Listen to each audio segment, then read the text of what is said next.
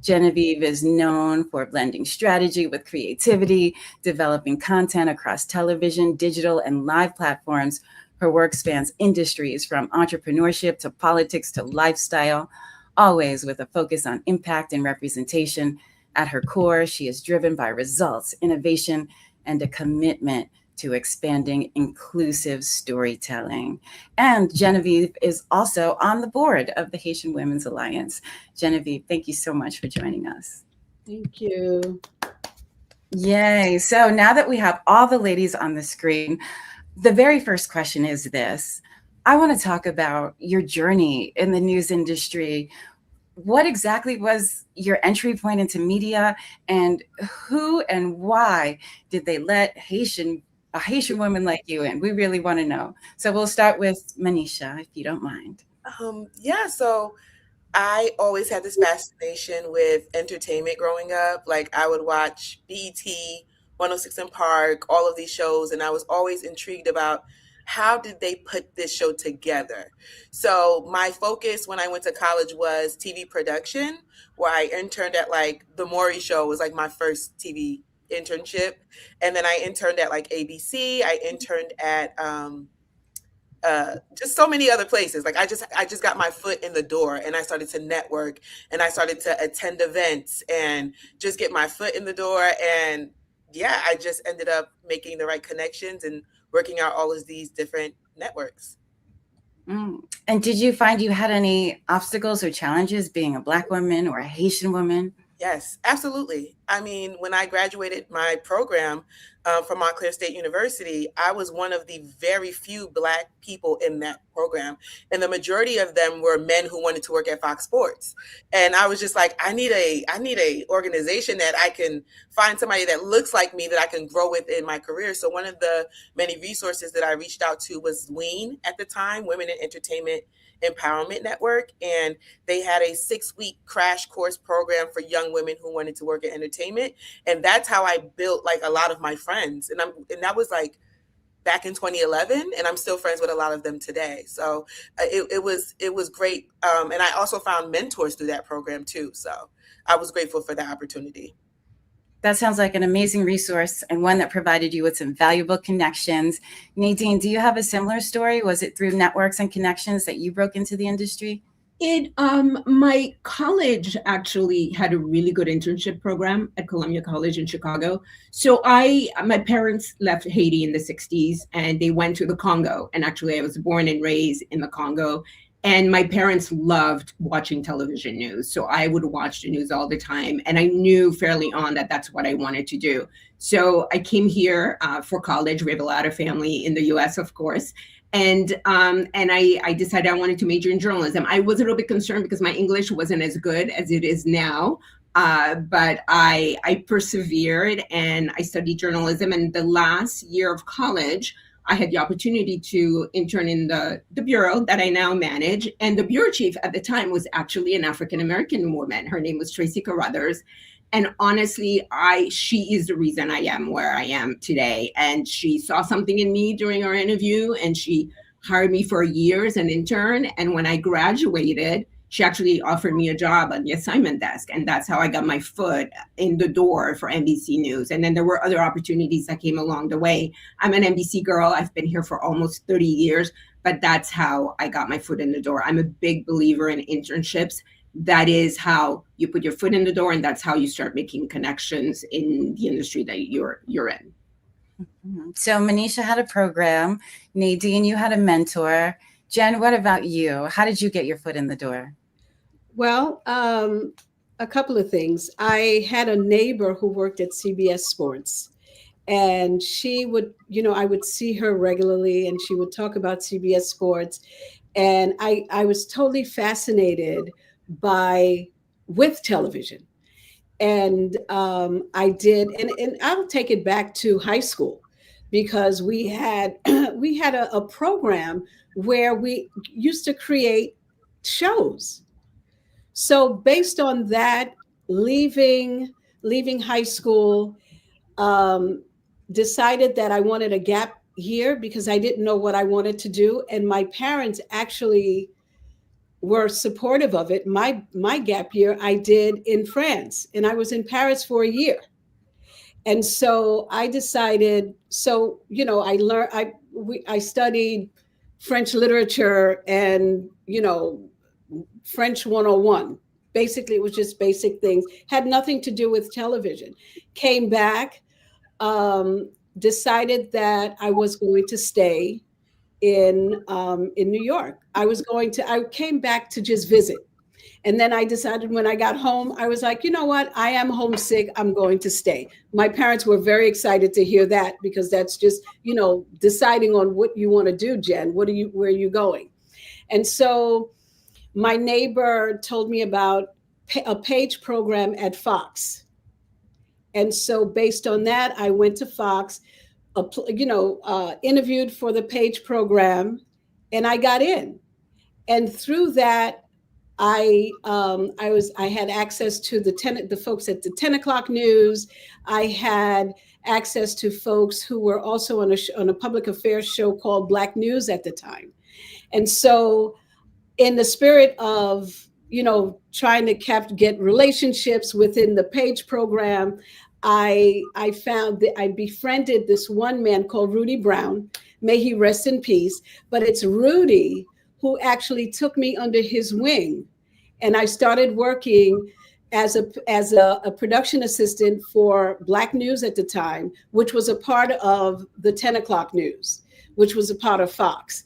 So, and based on that, that's how I started my career, working as a production assistant at Fox. Well, Jen, interestingly, you mentioned that your parents were on board. Now, for me personally, my mother was not on board when I told her I wanted to work in television news. She actually wanted me to be a lawyer and was not on board until she actually saw my face on television. And then she was like, oh, okay, I get it now.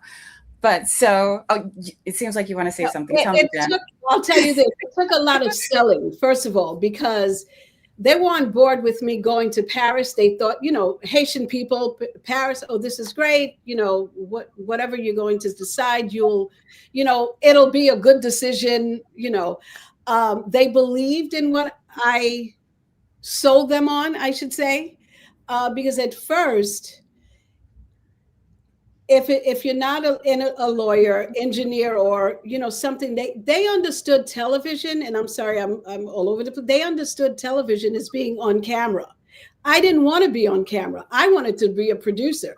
They didn't understand what that was, but they humored me, and they followed. They just believed in me and said, okay, do what you want, do what makes you happy. Because at the beginning, I don't know if they really were like 100% behind it, but understand that I'm the fourth in line. So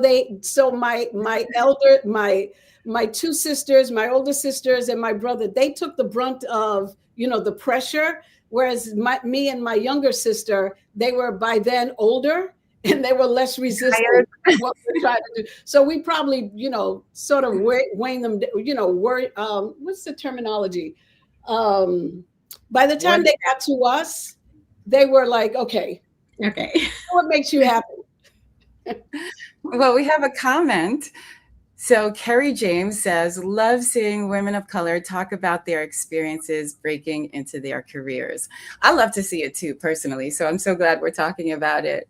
So Manisha and Nadine, how did your parents react to your decision to get into news? Nadine, we'll start with you.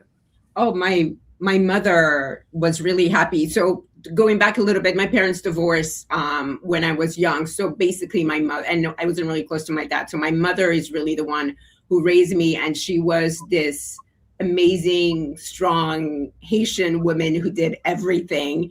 And all she wanted me is to have, she was happy I was in journalism because she believed she loved news. And she just wanted me to do well. And she wanted me to have a career. And she wanted me to be able to take care of myself. Nothing against anybody who, wants to stay at home, et cetera. But my mother had lost her husband, her first husband. He died. She had 2 young kids. Then she married my dad 10 years later. They got divorced, and it was me and the 2 other kids and her, and she did it all. She had a successful career. And she always said to me, you just never know what's going to happen in your life. You want to be able to take care of yourself. So study hard, work hard, have a career, and you need to learn to take care of yourself as a woman, because you just never know what's going to happen in life, and nobody's going to take care of you as well as you can take care of yourself. So that's sort of, my mother was very supportive in whatever I wanted to do. Very lucky. That's good advice. And Manisha? I feel like coming off of what Genevieve said, my parents, when they heard, oh, I want to work in entertainment, they were like, oh, she wants to be like Oprah. Like, my daughter's going to be the next Oprah. And I'm like, no, I want to be the one in Oprah's ear saying, like, this is your next crown. This is your, so like when I first entered into entertainment, my aspirations were 100% producer. I want to produce. I have this creative, and my father was just like, you're either gonna be a doctor, you're gonna be a lawyer, you're gonna be an engineer. Like, those are like the Haitian big 3. I feel like my father studied engineering, my mother was in nursing, so it was like I had this pressure on me. But when my father saw that, okay, she's really adamant about going to school and studying this particular thing, he was like, whatever you choose to do, you better be the best at it. So I had this support of like, yes, you're going to pursue this, but you're going to be the top of your class. Like, so I had that pressure. So while I felt like I was immersed in so much support, so I didn't have as many stories as my friends who also came from Haitian households that were like, I'm a nurse because my mom told me I had to be a nurse. So I'm really grateful that my parents helped push me in that direction and say, go for what you want to do, but make sure you're the best and make sure that you enjoy it. So. Oh, wow. So your parents thought you were going to be Oprah right off the bat. That's pretty cool. My mother needed some convincing. But I think that for me personally, being Haitian has been like a superpower in my career. That's what led me to be an award-winning journalist. It was a story that I pitched to a network about a medical mission in a rural part of Haiti that became an award-winning series. Also, when I worked with NBC News, I was chosen to go to Haiti after that big earthquake to do reporting for the entire network. And so I feel like for me, it's really been a positive and really gave me that insider knowledge and was a superpower for me that led me to big things. Can any of you ladies say the same? Anyone? If I can go back to, my mother really shaped me. And I think her experience, she did leave Haiti in the 60s because of the Duvalier regime and because her first husband was killed there. And she went to the Congo, and it was her and 2 young kids. That's where she met, my dad, who had also left. And it made her stronger, her whole experience that she experienced in Haiti and having to leave because she was told, you should leave because your husband has been killed. And if you want to live, you should leave. So she left and went to this country that she had never been to. And so that had made her a really strong woman, learning how to fend for herself. And she passed that on to me.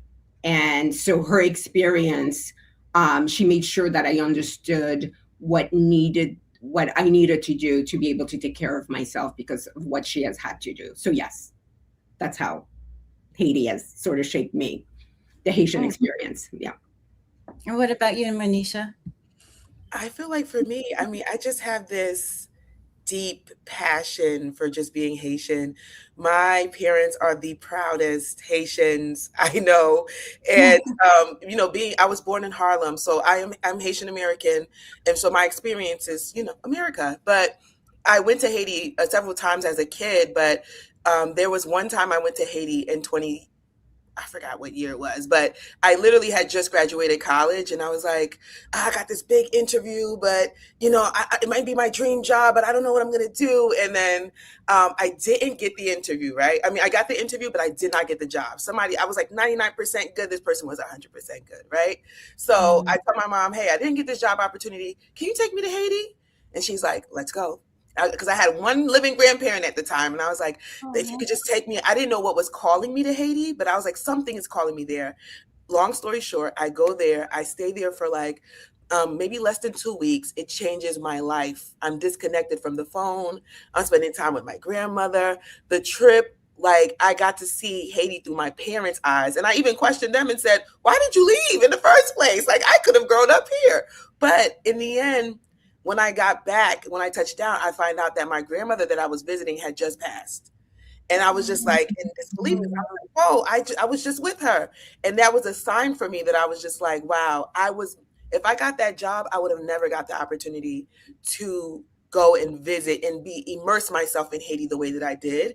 And I felt like it gave me this superpower. Like I was charged up, and I was just like, I have to pursue my dreams because of my grandmother who had just passed, and my other grandmother who was an ancestor now, and my grandfathers, because they didn't have a formal education. They were all hardworking. They poured everything into their children, and my parents poured everything into me. So I feel like that's what that Haitian superpower gives me. Like, and that's the only way I can describe it. Mm-hmm. And Kerry James says Haitian pride is like no other. I agree.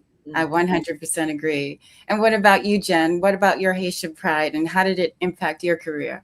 Oh, we were raised totally Haitian. Even though in our community we were raised in Queens, in Laurelton, Queens. You know, there are some Haitian communities throughout Queens, but Laurelton was not one of them.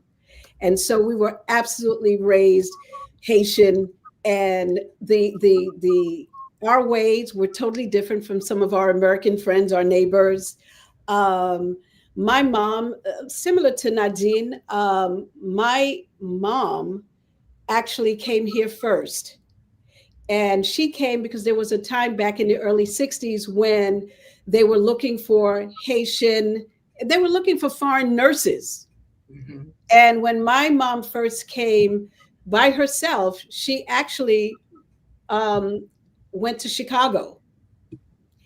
And she stayed there for about 3 months, got homesick, couldn't really deal with the cold of Chicago, couldn't deal with the culture. I mean, to a point where one time there was they went out to lunch, and my mom went into a restaurant, and they told my mom that her entrance was on the other side.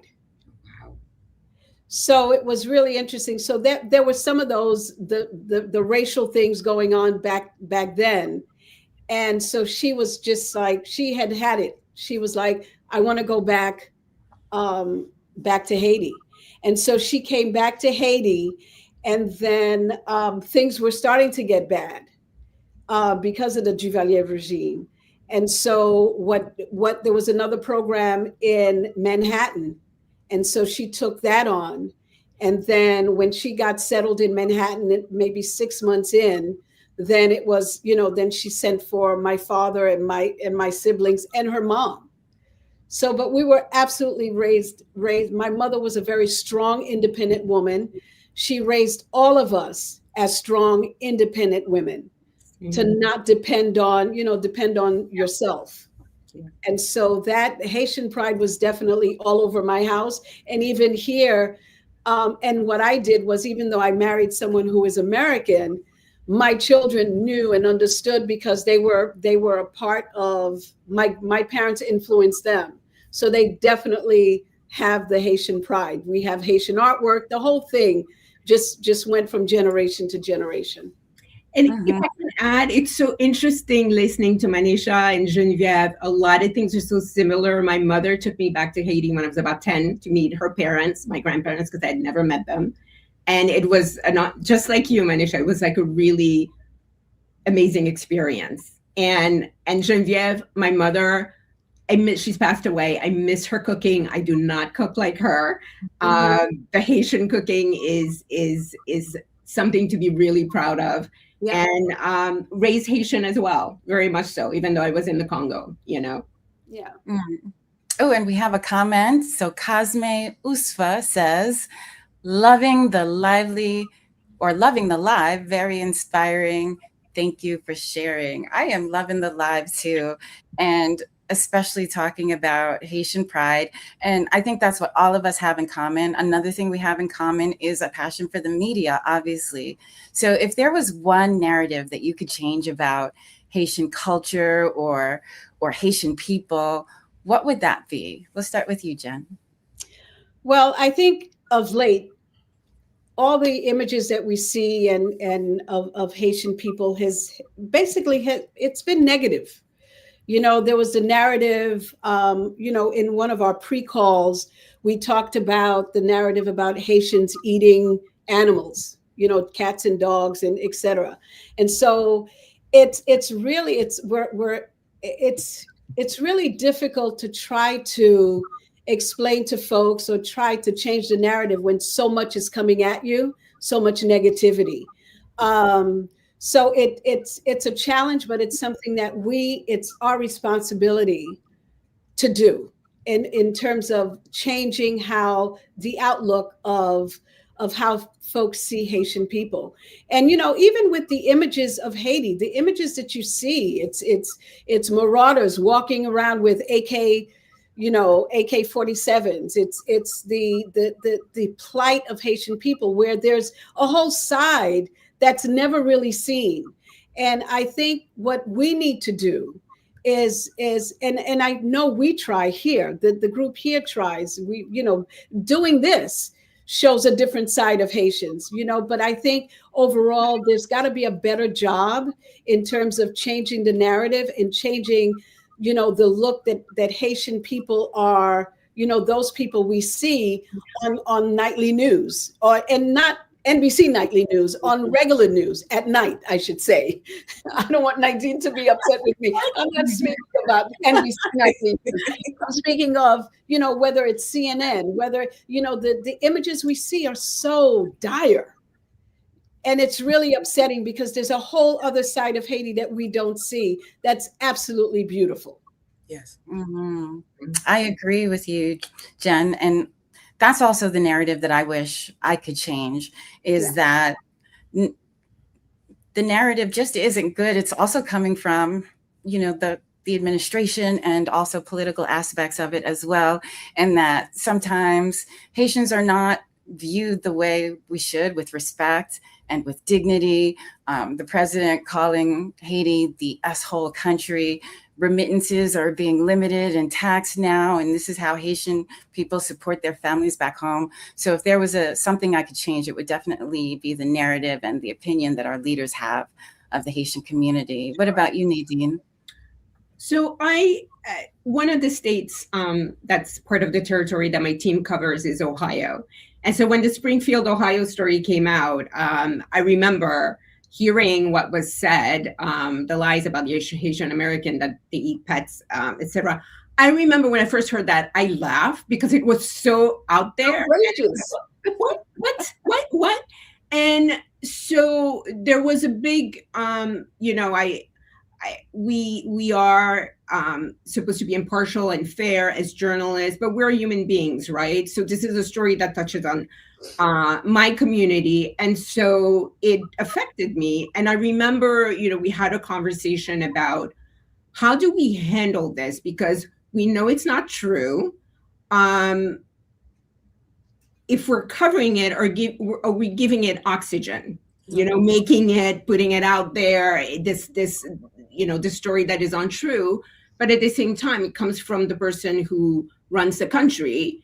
You cannot ignore it. We have to cover it as journalists. So that was a conversation, a dilemma, a debate between, within me, with our colleagues. And we obviously had to cover it. I was really glad. I'm sure you all know Yami Chalcindor is of Haitian descent. She's our White House correspondent, NBC White House correspondent. And she doesn't work in the Midwest, but she cared about that story, and she really pushed hard to cover that story. And she did. She went to Springfield, Ohio, and obviously could tell that story, I think, better than anybody else because of her reputation of American, and not a knock on anybody else. We have wonderful correspondent, but because of who she was. She was able to tell that story really well. But it's not easy. It's a struggle. Mm. And Manisha, what about you? What would you change in terms of how Haitian people and culture is viewed? Well, I grew up. My father, Alcindor Guillaume, he's a two-time author, right? All his books are on Haiti and Haiti's history. So imagine being raised by a man who is like the proudest Haitian man. And when I was a kid, he showed me an encyclopedia that was in our home, and it was like, it said Haiti, poorest country in the Western Hemisphere. So we're talking about before Google and all of that. This is what I'm seeing with my eyes as a kid. And my father told me, we are from Haiti, but we come from Benin and Togo. So he already poured that history into me to be proud, never to be ashamed of where my family came from. And then once I started going to school, I started to see that the kids that were coming into the US, and they did not speak the language. They had to go to ESL classes. They were getting picked on and stuff. So I started to see the reception of, oh, you treat this person different because they came straight out of this country. I was born here. I'm of that descent, but you look at me like I'm one of you. And so one of my things is I wish that everyone knew Haiti's history to understand why Haiti's going through what it's going through right now. Right. And when you are the first country to defeat the colonizers, and you don't get the credit for it, you look at all of these other flags that got their red and blue from Haiti or paying homage to Haiti. A lot of people don't know that. So when you have somebody who's in office and refers to this country as as whole country, when you don't even know the history. So I feel like if we lead with our history, we don't understand the pride that comes with Haitian people, and people won't look like, oh, why are they so happy? Why are they so happy? We're happy because we're the first. And then once you know we're the first and we're in the turmoil that we're in now because of the road that we had to pave, you get a better understanding of the people, the resilience, the country, the history. And I wish that everybody understood that. So then there would be more of a like, wait, we need to learn a little bit more about Haiti, as opposed to like, oh, they're just XYZ. Haiti's very important when it comes to just history in general. And I think everyone should know that. Absolutely. Haiti, c'est maman liberté. Haiti is the mother of liberty, and the whole world needs to know that. Yes. Absolutely. So we have a question in the chat, and I want to remind everyone who's watching, please drop your questions in the comments, and then we'll have our panelists answer them. This is a unique opportunity to get your questions answered by Haitian women in media. So please take advantage of it. Okay, so we have a question on the screen. As a Haitian woman in media, have you found it challenging navigating the industry as a Caribbean Black woman? What kinds of barriers or experiences have stood out to you? Jen, you want to take that one? Well,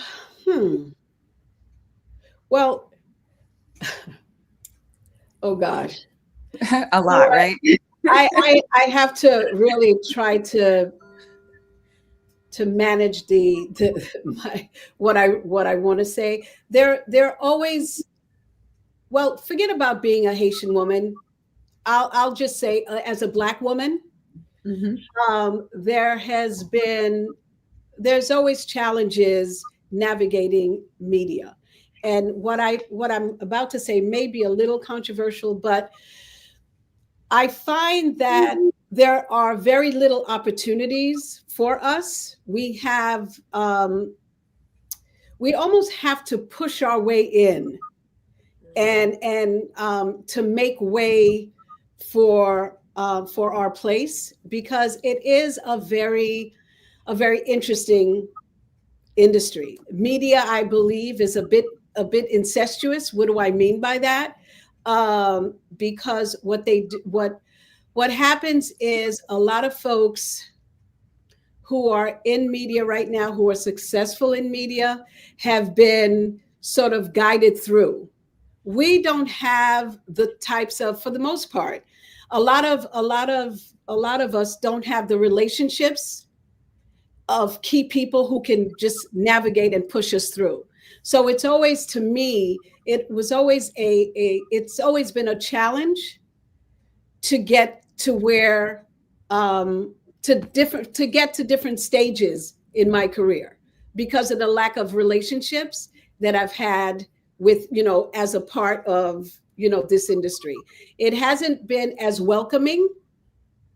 And I have to say it from the network side, whether it's some of the some of the places that I've worked, until I got to Black Enterprise, I finally found my place where I could actually feel that I can grow.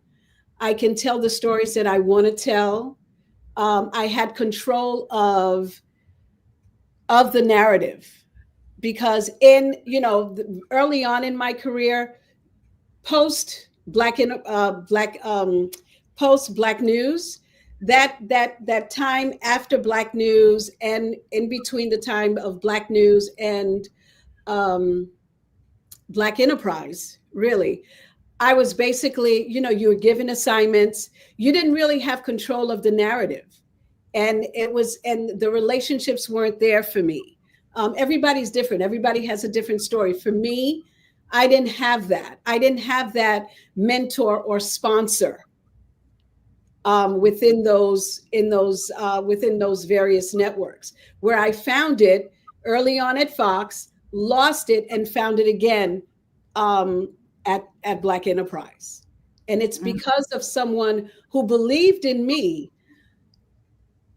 That person was able to say to the CEO of Black Enterprise, I have someone who can create and build this department that you wanted, which is he wanted to go into television. They had the magazine, they had events, it was successful, but they wanted to add on the third leg to the chair, if you will, right? So they wanted to do television. And this person, unbeknownst to me, decided I have a person for you. And then that's how I landed at Black Enterprise. So it was a different type of journey for me.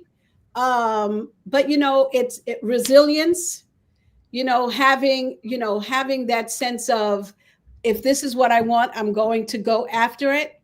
And that's how I landed where I did. So I'm not sure if I answered it correctly. But you absolutely did. But that's my journey. And there's a comment on the screen from Carrie. She says, Genevieve, that has been my experience as well. It's not what you know. Absolutely. It's who you know. Absolutely. And it's those relationships. You hear Carla Harris from Morgan Stanley talk about relationships, because that is the currency. And, if you don't have the relationships, if folks are not open to you and you're not able to figure out, and you're navigating by yourself, it's a whole different, game that has to be played.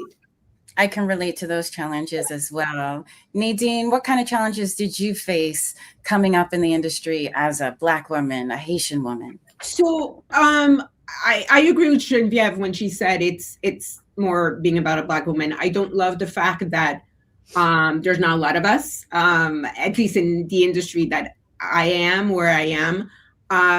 I honestly have been very lucky where I've crossed paths with amazing women in this industry who believed in helping the next generation come up. And as I mentioned, Tracy Carruthers, who was the bureau chief here, who hired me as an intern, a Black woman. And then I crossed paths with Yvette Miley, who's an executive at NBC News. And she was my boss for a while at MSNBC. And she's also helped me get to where I am today, because I was at MSNBC before I took this job.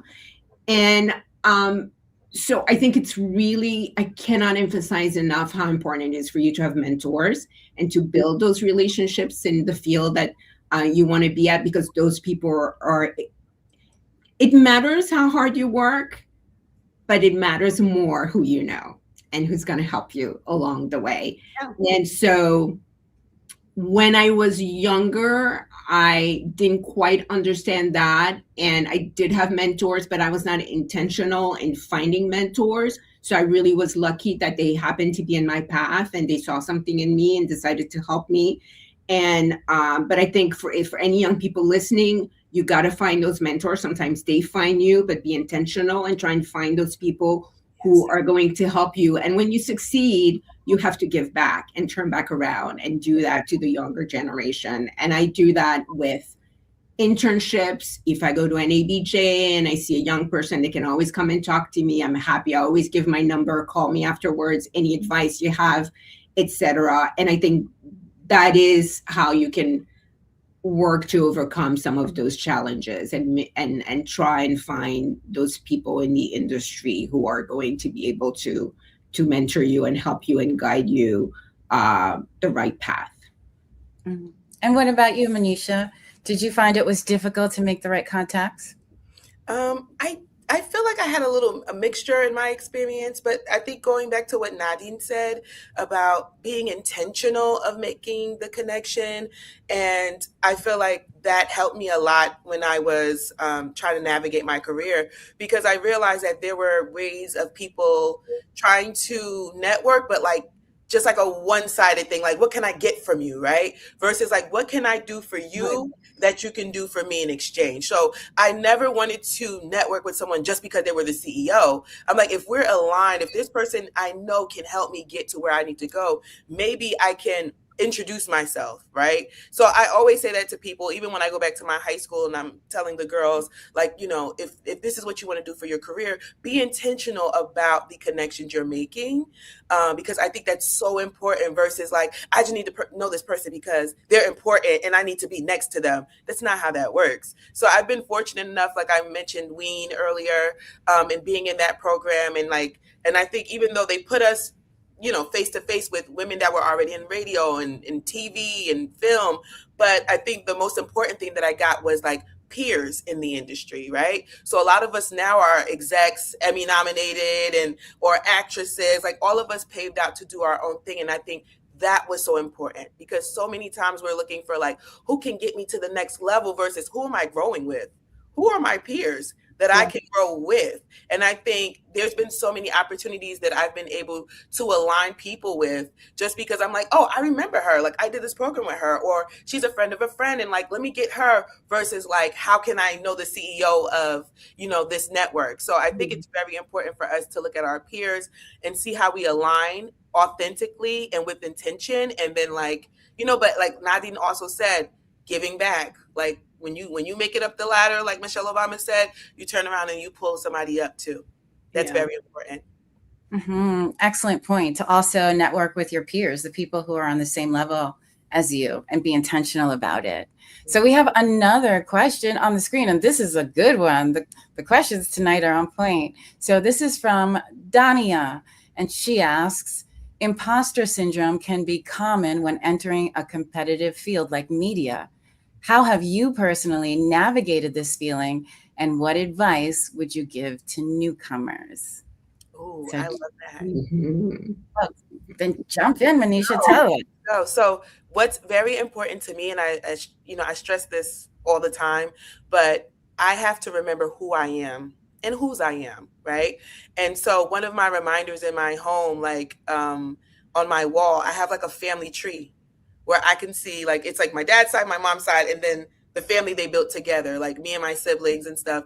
And it's so important for me to put that up there because I had to remember, like, this is the house that my mom was born in Okai, in South Haiti. Like, and I have to remember, like, so these doors that I'm walking through are not because I don't deserve them. I deserve to be here. I worked hard to be here, but I have to remind myself, like, you know, you can't question like, oh, I don't have it figured out. Oh, I don't know. Why am I here? Why am I here? And I know once I grew into my career and I got into a director level, executive director level, there were moments where I was like, okay, how do I figure this out?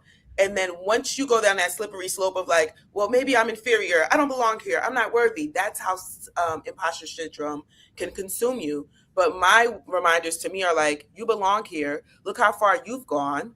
Like I said earlier, like none of my grandparents had a formal education. And then my parents were like the first ones of their family. And then like to me, so I'm like, no, this is the natural path that I was chosen to take. And that's how I combat that. And I think I've seen it somewhere. I forgot the source, but always have like, I allow myself to have at least one mistake a day. And like, once I make a mistake, I'm like, what other mistakes can I make so I can learn from them?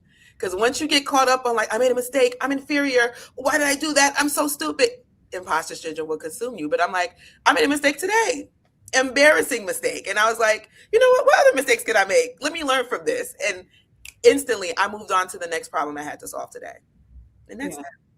And that's the crazy thing, because we all make mistakes. And it's, to Manisha's point, it's how you recover from it. Yes. You know, you don't let it overwhelm you, because imposter syndrome can definitely impact. And it's not only in media. I think the question was in media. It's in every industry. Mm-hmm. And every woman or male, but it's usually something that women deal with. That imposter syndrome, that cloud will come. It's just a matter of you, how you deal with it, and you combat it, and you don't allow it to overwhelm you. Yeah. Because it will impact, because there will be times you're like, I can't do this. Why am I here? They're gonna see that I can't do this. No, fight it. Fight it, because it will creep up. It'll try to creep up. Do not let it happen. And I think you kind of overcome. I will admit I had a little bit of imposter syndrome when I first got this job. And I mean, I managed a news bureau with correspondents, producers, photographers, etc., a huge territory of the US. And I thought, how did I get this job? And going back to what Manisha said, my two best friends are in the industry. We met the first day of orientation day when MSNBC launched. We gravitated. We were like the rare 3 Black women, and we gravitated in the conference room on orientation day. And it's been 30 years, and we're best friends. And when you have those friends who are so supportive, and my husband was very supportive, they are there and they remind you that you deserve this. You worked hard for this. You got this job because you deserve it, and you're going to kick ass. And I had such a huge support system that the imposter syndrome disappeared very quickly. It's really important to have a really good support system. I agree, Nadine. That support system is key, especially in life in general, but in particular in this industry that we're working in. Yes. Absolutely. And we have a comment on the screen from Marjorie. Hi, Marjorie. She says, this is such an important conversation, especially for newcomers to the industry. Thank you. I agree. Yes, this conversation is key for any Haitian woman looking to break into media. And speaking of that, where do you ladies see the biggest opportunity for Haitian women in media right now? Jen? I think creating your own content.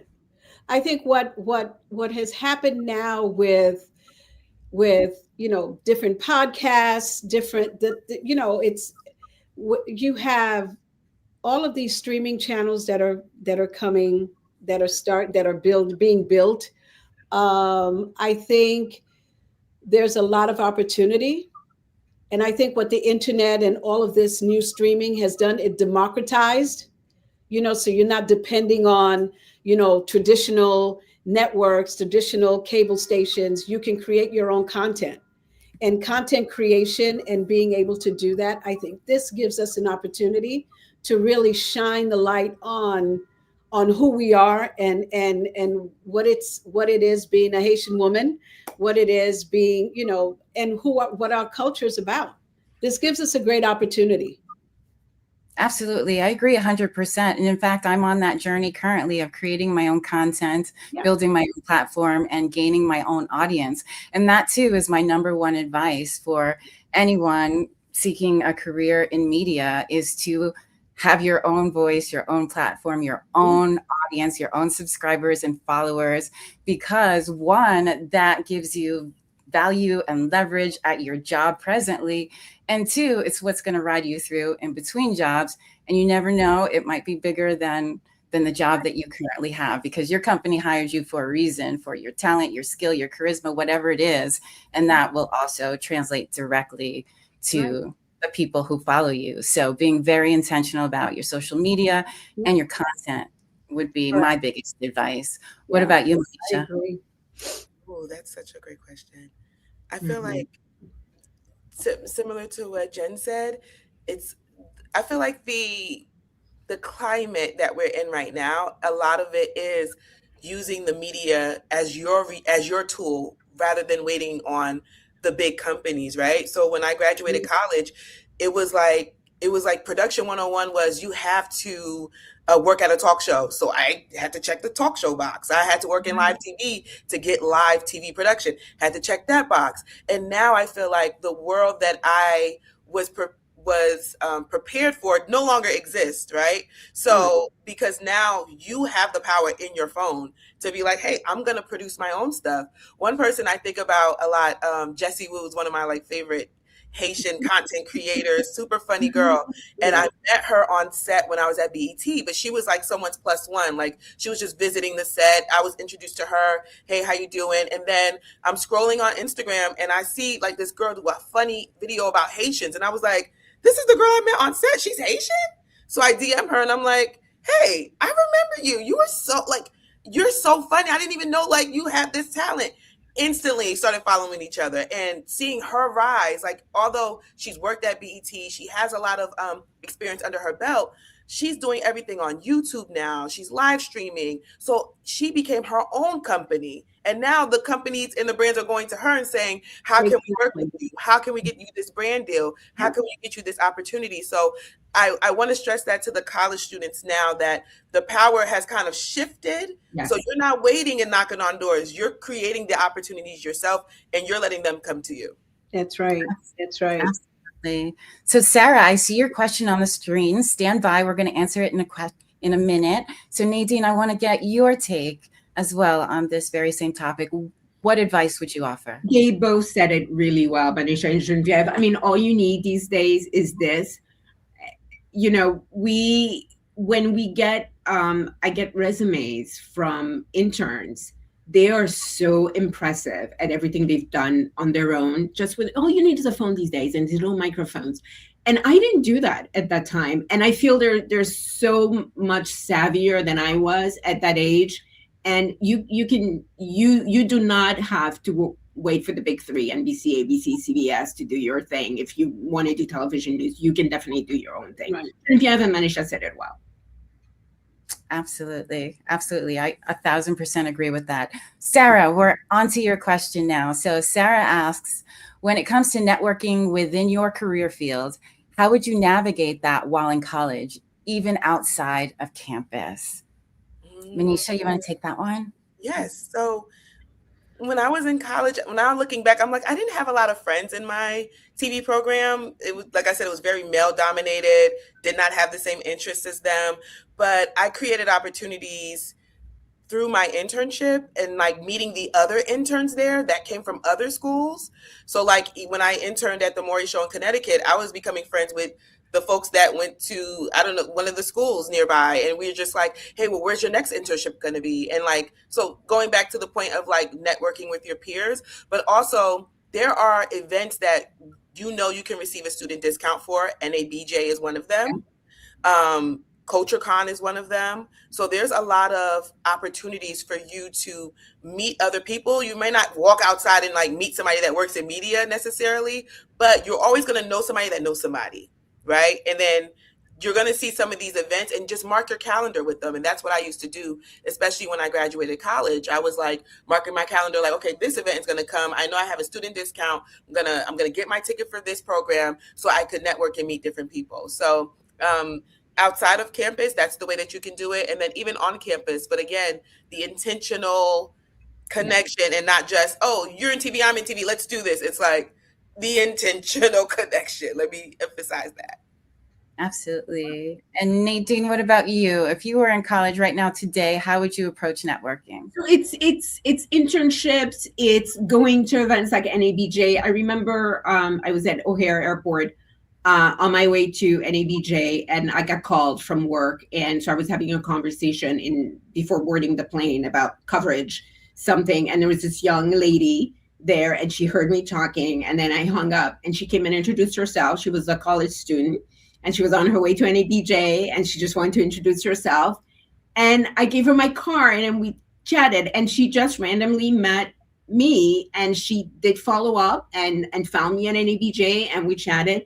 And she followed up, sent me an email after NABJ, and she came to visit me at the station. And we chatted for a while about her career and all of that. Take those opportunities, be intentional, and don't be afraid to approach somebody who you think, you know, is in your field, and make that connection. It doesn't have to be anything right now, but this business is also so small. People know each other. So even if maybe she doesn't come work for me, but she sees a job somewhere else at NBC and she thinks she would be interested in it, she can call me, you know, and ask me about it and say, can you give a good word to somebody? You just don't know where that can lead. So don't be afraid to approach people and introduce yourself and make sure that you are known. And that's part of, you know, networking. You want to make sure that people know who you are. Yeah. What about you, Jen? If you were in college, I think it's the same exact thing that both Nadine and Manisha said, because it's really, you know, getting out of your way. You know, that intentionality is key. You have different organizations, like Manisha says, utilize your student discounts and make sure that you are seen and that you connect with folks, like-minded folks. So I think I agree with what both have said. And can I add, be kind to people. Yes. Be nice to people. Yes. My team, I have a motto: no assholes in my bureau team. Yeah. Life, work is hard enough. You don't need to be working with an asshole on top of that. Yeah. And again, you just never know who you're going to end up with. Can I give you a quick story? When I was an intern, the photographer, there's a photographer in the bureau, nicest guy I've ever worked with, just lovely, so nice. Fast forward several years later, I come back as the bureau chief and he still works here. And of course I remember him, because you remember people who make you feel nice to you. Yeah. And you remember people who made you feel really good. And I would joke with him, aren't you glad you were nice to me when I was an intern? But you just never know. And you should just be naturally nice to people. Yes. Yeah. Thank you for that, Nadine. That doesn't cost a thing. Yeah. It really doesn't cost a thing to be nice and to be kind. Yeah. And that's the thing about this business, though. You know, your example is spot on, because one day the intern made me the boss. So it makes sense to be nice. Forget about everybody. Just plain human decency. Yes. Yes. Yeah. The same people you see on your way up, you see them on your way down. Yeah. Yeah. To be your boss tomorrow. That's why I pour into the interns, not because I need anything in 20 years, but because somebody did that for me and I'm paying it forward. But the people that are getting coffee and making runs and doing copies, they're going to be executives tomorrow, just before you know it. Yeah. True. And we have a comment on the screen. Ray Aaliyah says, yes, Nadine, kindness goes a long way. Absolutely. Absolutely. I completely agree. But what about when you don't encounter kindness in your everyday career? Because as Black women, I know for me in particular, I have encountered racism, people who are working against you, talking about you, trying to undermine you. And it seems like these sort of little dramas at work are a regular part of our lives. At least it was for me. So how do you encounter, or how do you battle it when you encounter someone who is not kind? Jen? See, that's how I felt when I mentioned that span between working for the networks, because for the most part, a lot of those folks, Nadine, I wish that we worked together much closer than we did, because some of the other people were not as kind to me. But you know what? I just let it go, you know, fall off my shoulders and kept going and be resilient, because you know what? I wanted to do this. This is what I wanted to do. And eventually I will get to the right spot. I believed in me, because others, you know, it wasn't, I didn't have a great experience in different shops. It was an interesting thing. Some folks were okay, but some folks were not. And it was just, you know, whatever. I'm going to do what I need to do to get to where I have to go. to get to where I have to be. Mm. Nadine, is that how you approached it as well? I think you have to pick your battles. I think it's really important to do that. There are, I'm not going to say I didn't encounter people who were not so nice. It's hard. If I could, in some situation, I would just distance myself. It's hard if it's perhaps in your own workspace, and you have to figure out how to handle that. It's I don't have an easy answer to that. Yeah. I don't have an easy answer to that. Yeah. But I think you're right in terms of picking your battles, because by picking your battles, at the end of the day, where you want to be and where you want to go. So picking your battles will allow you to just forego a lot of the madness so that you could learn what you need to learn to get to the next level. Yeah. And what about you, Manisha? How do you overcome adversity in your career? Ooh, my friends and family know, like, I'm not with the drama. I'm 100% removing myself. The chat is looking ugly. I'm removing myself. Like, I don't have the time. I don't have the time or to consume myself with negative energy. And even sometimes when I talk to my team at work and I'm like, somebody might have been nasty to you, right? But just know it says a lot more about them than it does about you. Right. And like, I'm always reminding myself, even when I was like just very junior in my career, of like people lashing out and just being really nasty and screaming at people, cursing at direct reports, like that's a hostile work environment, right? But it's very important to remember, like, what you have going on has nothing to do with me. And like, and I know a lot of those experiences, I had to tell myself how not to be when I became a executive. I was like, okay, here's what I'm not going to do. Like, and they cursed at us today. Okay, this is what you're not going to do. Of like, just like, this is not how you empower a team or make people feel like they're a part of a team. And like, you're supposed to lead people, but not like always shout orders on how to go.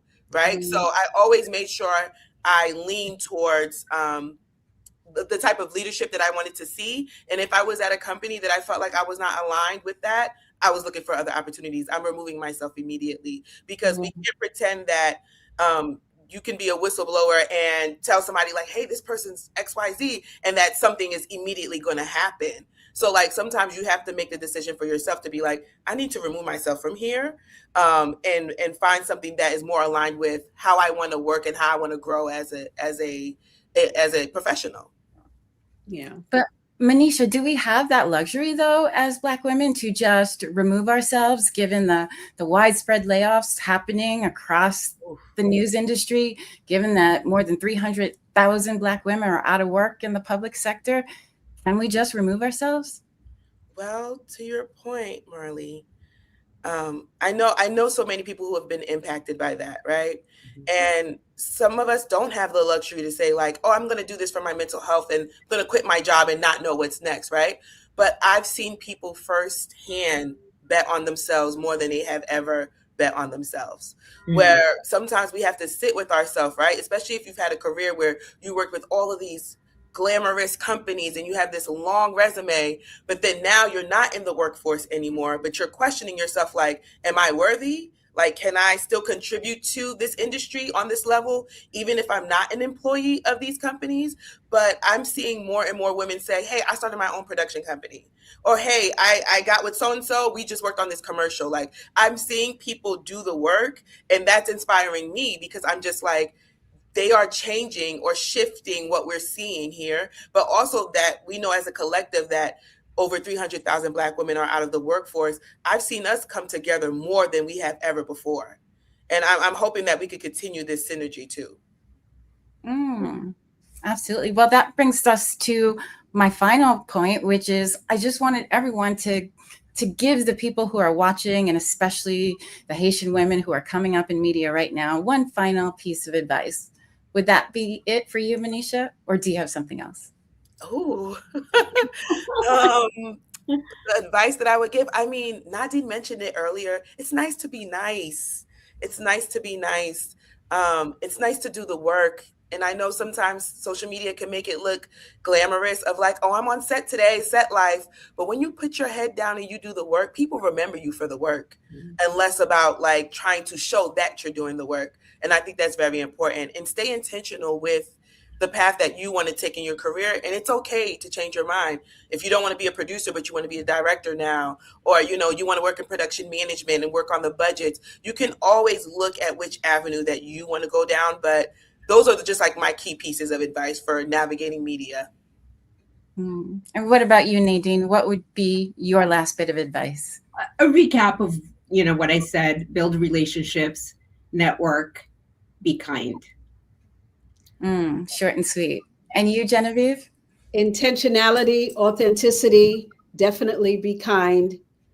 And I just have to just slightly go off script a bit. And I just have to say that how proud I am that Nadine, where you are, where you sit at NBC, that is huge for us. And there are not that many of us there. And for you to be sitting there overseeing the middle of the country is huge. And I am just so proud of you. Oh, thank you. Alicia, I see you. I am so proud of you as well, because there's a great road ahead for you. And but yes, be kind, be intentional, definitely network, and just be resilient, because it is a rocky road. It is. It is not this. If you want to do this, you have to have a thick skin and be ready. And be ready, because certain things you're just going to have to just brush off and say, okay, just keep your eyes on the prize, where you want to be. Very true. Yep. And my hat's off to all of you ladies, because the positions that you have held and are currently holding within media are huge. Being a Black woman, being a Haitian woman, we have faced adversity every single day. And you ladies are doing it with a smile on your face and so gracefully. So I personally am so proud of you, and hats off to you. And we have one last comment. I think I saw it on the screen there. If we could get it back up, from Carrie James. Carrie, you might as well be on the panel next time, girl. And she says, out of all of you, thanks for repping for Haitians all over the world. Indeed, indeed. And if I could offer a last bit of advice from myself, I would reiterate, have your own platform. Be so intentional about your social media and your audience, because it will serve you during your career and also after. And it's what gives you the leverage and the ability to go out on your own if that's what you want to do. You already have a built-in audience.